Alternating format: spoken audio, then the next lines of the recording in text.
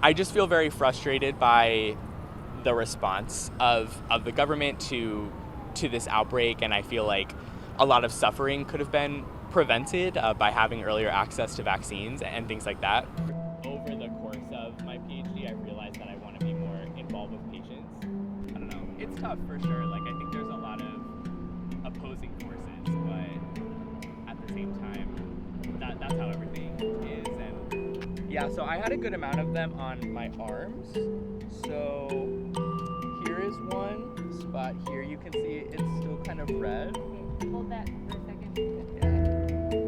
Putting on them so they hopefully don't leave like permanent marks. But I had some lesions that were internal, not just on my skin, but also on my mucous membranes all over my body, basically.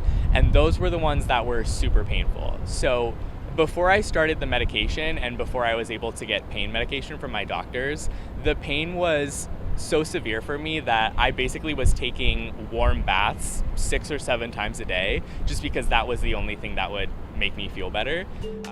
This is a pretty typical one. So this was that one that I showed you on my arm. This is pretty typical for monkeypox lesions after a couple of days. So it's a raised bump with a little indentation in the middle. So pretty much all of mine looked like this at some point.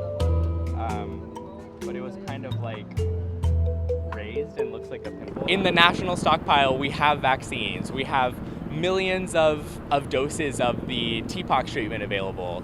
And, months into this outbreak, we're still not really able to mobilize those resources. And as someone who had monkeypox and recovered from it, it just is super frustrating to see because I don't want anyone to have to go through what I went through.